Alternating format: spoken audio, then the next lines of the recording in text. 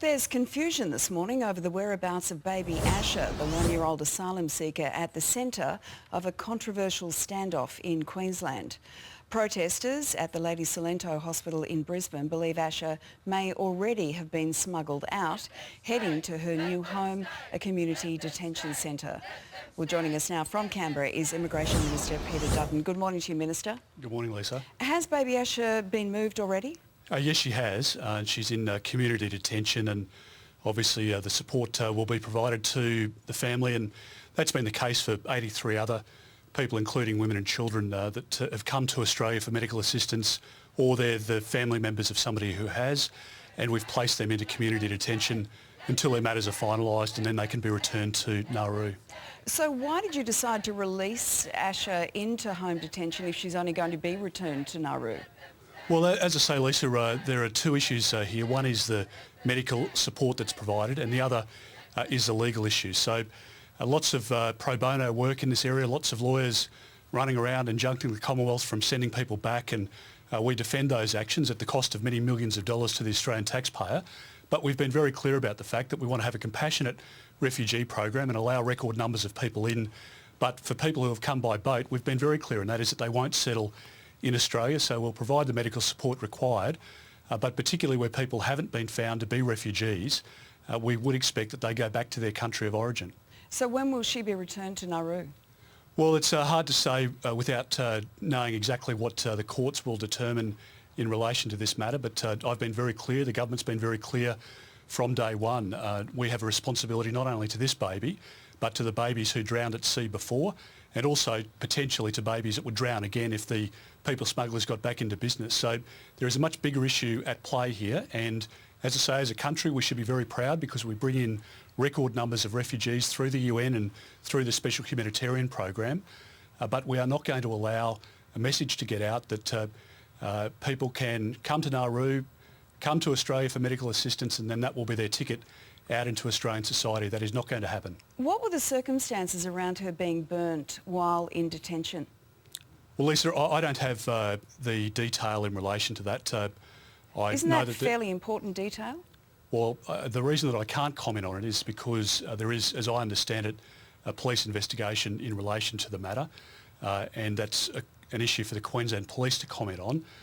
But in terms of my responsibilities, I've been very clear that we are not going to allow people to come to Australia. If they've arrived by boat, they will go back to Nauru, and I've been very clear that that's what will happen in this case. We've provided the medical assistance that was required, and then people go back to Nauru, or we facilitate their passage back to their country of origin. Okay. That's it. So would you be happy for Queensland Police to give us information on exactly what happened to Asha?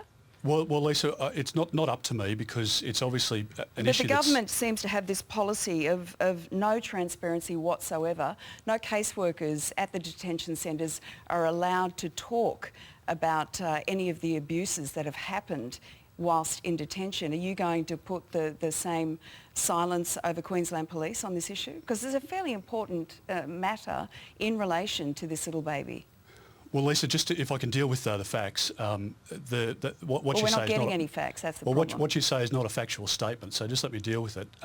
The fact is that we do have an arrangement where employees that work for the department who are working with individuals, like you aren't allowed to disclose private information or confidential information about individuals. Our employees have that same obligation, and frankly they've got an obligation not under our law but under the privacy laws and the rest of it. So we deal with people compassionately, but we've been very deliberate in saying that if people release information that's of a top secret classification, for example, or intelligence that we may have received about a particular people smuggling syndicate or somebody that came on a boat that we have a suspicion may be involved in criminal or terrorist activity, if we receive that information from one of our intelligence partners like the US and somebody leaks that information, then there is a consequence for that. But isn't that different to a child being abused? Well, if a child is abused, there is an absolute obligation for the matter to be reported. And I've been, again, very clear about this. If there is an allegation, then it should be reported to the police and it should be reported to Child Services. And that's that's the protocol as it would happen in Australian society, and that's what we would expect. New Zealand Prime Minister John Key has offered to take 150 of Australia's refugees currently in detention. Why don't you take up that offer, particularly in the case of Baby Asha? Because the agreement that Julia Gillard struck with Mr Key would mean that people could go to New Zealand, a country very comparable to Australia in terms of, in particular, health and welfare systems, and they could wait a short period of time, gain their New Zealand citizenship, and then hop across the ditch into Australia as of right availability to New Zealand citizens under the special visa category that we have with New Zealand. And basically that would be the backdoor entry to Australia. So the way in which the Gillard government structured it was as competent as the way in which they dismantled the rest of John Howard's policies. And as I say, Lisa, all of the intelligence that I receive says that people are ready to get onto boats now. We turned back another boat recently and the threat is still there.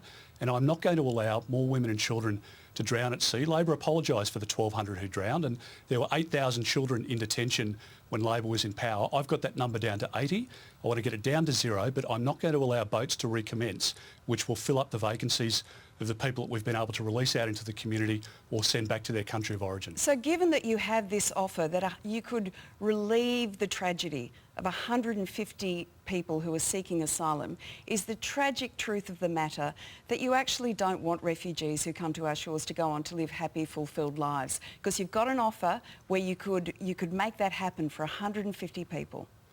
Well, Lisa, you're putting a lot of emotion into the question, but the well, I mean, these are question, human lives, Minister. Well, of course they are, and we help people every day. And in fact, on a per capita There's 150 basis, you could help right now. So, Lisa, let me ask you this question, because it's an important one. It's one that I have to grapple with. If we allow the people smugglers to say that if you come by boat to Australia, you'll settle in society in Australia, what about the 14,000 people in Indonesia now waiting to get onto boats? What about the 1,200 who drowned at sea?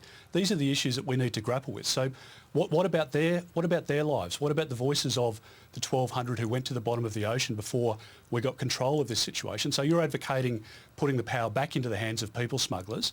How will that help? I understand it's a very difficult issue, Minister. I don't think anybody envies the job that you have. There's just 150 people who could be saved in this situation, but this is your role, not mine, and I do thank you very much for your time this morning. Thanks for your time, Lisa. Thank you.